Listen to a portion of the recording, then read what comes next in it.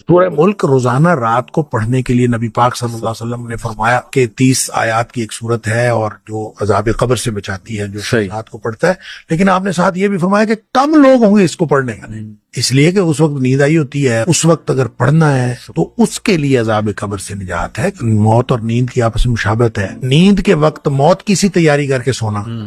اور اپنے معاملات سارے کلیئر کر کے سونا، اصل بات یہ ہے 3 دفعہ استغفار پڑھیں، آپ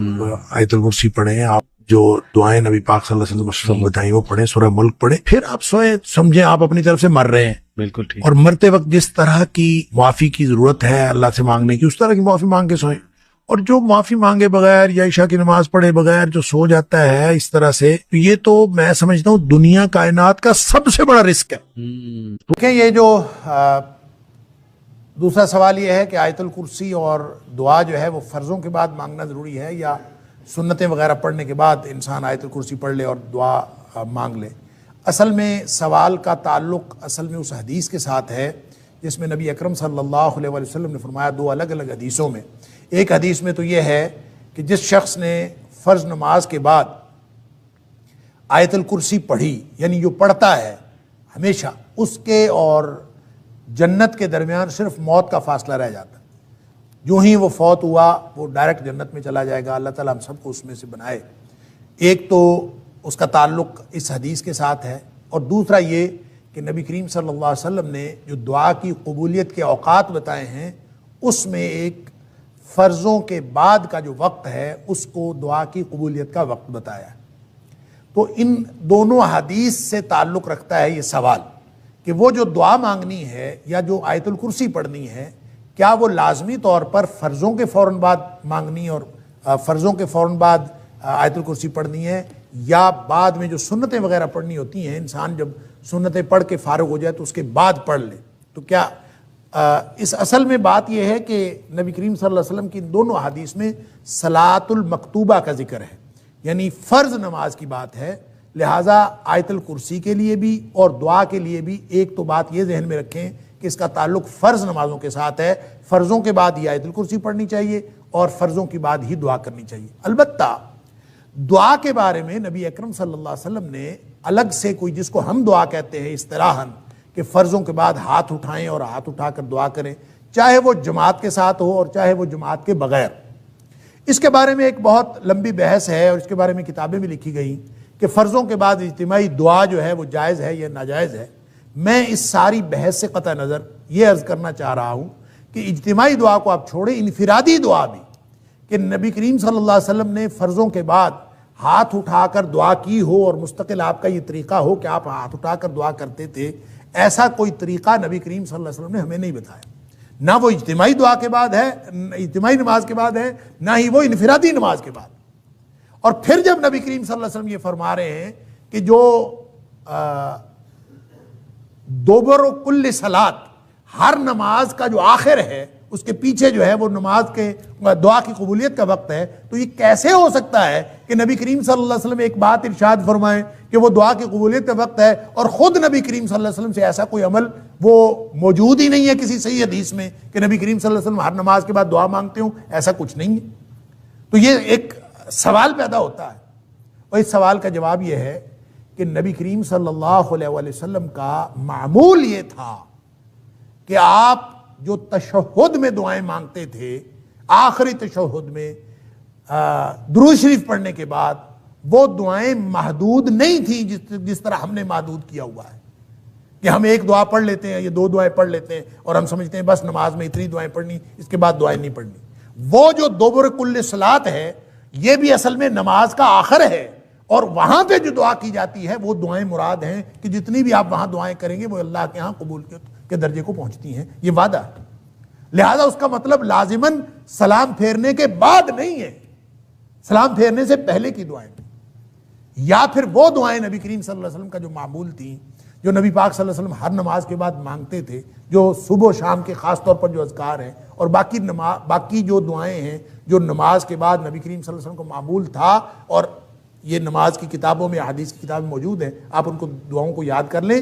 اصل میں اس سے مراد وہ دعائیں ہیں جو نبی کریم صلی اللہ علیہ وسلم تسلسل سے اور ہمیشہ معمول کے مطابق مانگتے تھے.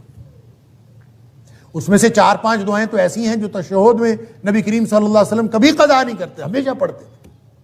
اور باقی اس کے علاوہ جو دعائیں ہیں وہ آپ اگر پڑھ لیں تو وہ بھی ٹھیک ہے، وہ بھی اسی کے اندر آئے گا۔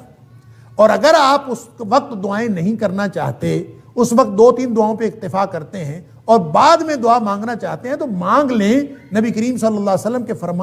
فرمان کا مطلب بہرحال یہ ہے کہ فرض نماز کے بعد دعا کی قبولیت کا وقت ہے، آپ اگر اس میں سے کوئی طریقہ اپنا لیں، چاہے انفرادی طور پر آپ بیٹھ کے بغیر ہاتھ اٹھائے دعا کریں وہ بھی درست ہوگا، اگر آپ ہاتھ اٹھا کے دعا کر لیں وہ بھی درست ہوگا، اگر آپ کبھی اجتماعی طور پر ہاتھ اٹھا لیں، کسی نے کہہ دیا کہ دعا کر لیں تو اس میں بھی کوئی حرج نہیں ہے، کیونکہ ان میں سے کوئی بھی طریقہ نبی اکرم صلی اللہ علیہ وسلم نے خاص نہیں فرمایا۔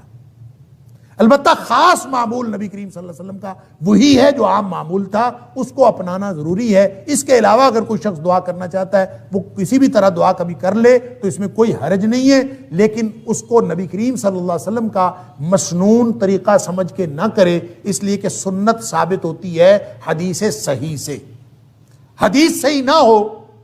اور صحیح حدیث سے نبی کریم صلی اللہ علیہ وسلم کا عمل ثابت نہ ہو تو اس سے سنت ثابت نہیں ہوتی۔ لہٰذا جو ہماری بہن نے سوال کیا ہے اس کا جواب یہ ہے کہ جو دعا مانگنی ہے وہ چاہے آپ تشہد میں مانگیں سلام پھیرنے سے پہلے، چاہے اس کے بعد مانگیں، اور چاہے آپ ہاتھ اٹھا کے مانگیں، چاہے ہاتھ اٹھائے بغیر مانگیں، لیکن بہرحال یہ جو دعا کی قبولیت کا وقت ہے یا آیت الکرسی پڑھنے کا وقت ہے یہ فرضوں کے بعد کا ہے، جو قبولیت کا وقت بتایا گیا ہے یہ سنتوں کے بعد کا نہیں ہے۔ بہرحال دعا تو کسی بھی وقت مانگی جا سکتی ہے۔ اللہ تعالی ہم سب کو درست طرز عمل کی توفیق عطا فرمائے۔ واللہ اعلم بالصواب۔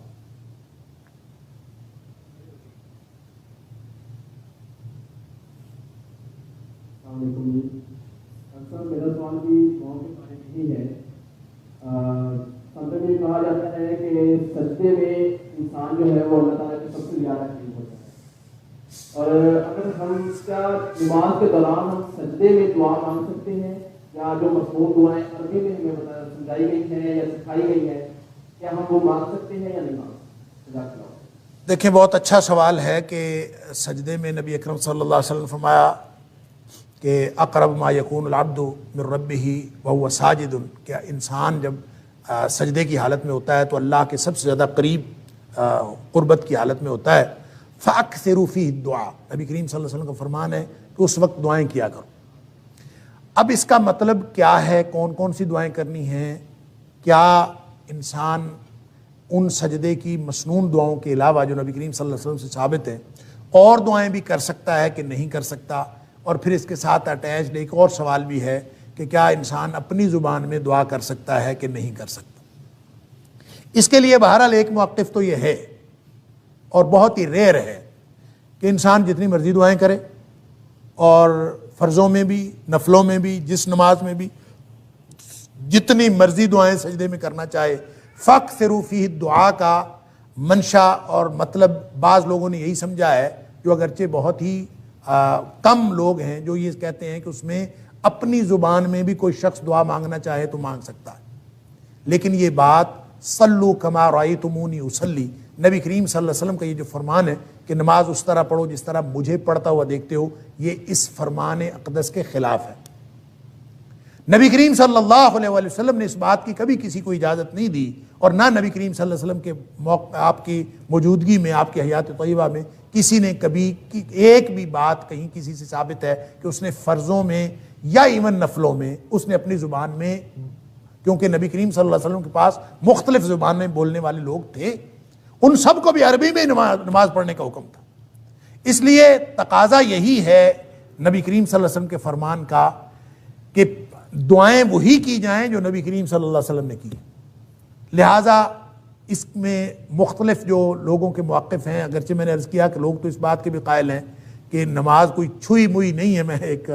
عالم کی بات سن رہا تھا، اس نے کہا کہ نماز کوئی چھوئی موئی نہیں ہے کہ بس ایسے ہی پڑھنی ہے جیسے نبی کریم صلی اللہ علیہ وسلم پڑھی، جیسے مرضی پڑھیں اس میں جتنی مرضی دعائیں کریں۔ یہ بات درست نہیں ہے، اس لیے کہ صلو کما رأیتمونی اصلی، ایگزیکٹ وہ عمل ہوگا، وگرنہ تو پھر صلو صلاۃ کے معنی تو 22 معنی لغت کے اندر آتے ہیں۔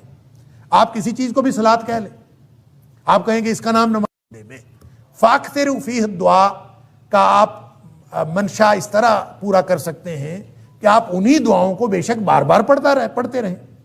اور جتنی مرضی لمبی دعائیں کریں، لیکن وہی کریں جو نبی کریم صلی اللہ علیہ وسلم نے کی ہیں، ایک بات۔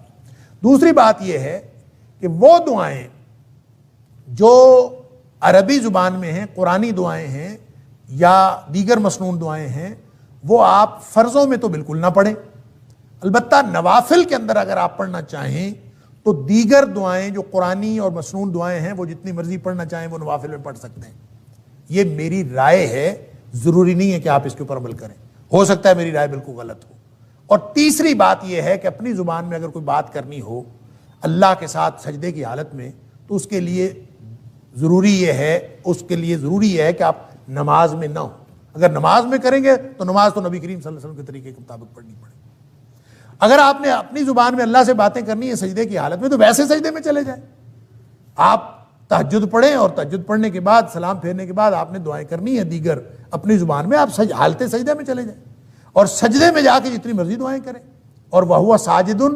وہ آپ اس کیفیت میں ہیں، سجدے کی حالت میں ہیں، اور اللہ سے اس کیفیت میں یہ اسی طرح سے ہے جیسے ہاتھ اٹھا کے اللہ کے رسول صلی اللہ علیہ وسلم فرمایا کہ جو شخص ہاتھ اٹھا کے دعا کرتا ہے اللہ تعالیٰ فرماتے ہیں کہ مجھے شرمندگی محسوس ہوتی ہے کہ میں اس کو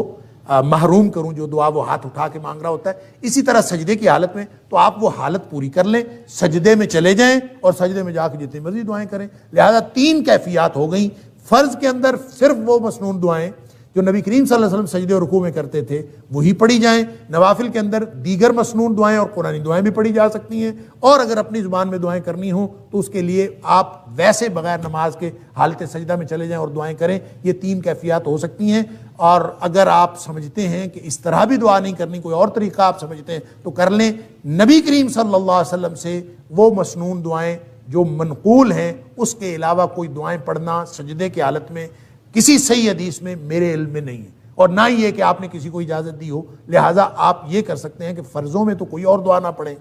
نفلوں میں دیگر دعائیں مسنون پڑھ سکتے ہیں، اور بغیر نوافل، بغیر فرائض کے، بغیر نماز کے ویسے سجدے میں جا کے اپنی زبان میں کر سکتے ہیں، نماز میں اپنی زبان میں نہیں پڑھ سکتے۔ واللہ اعلم بالصواب۔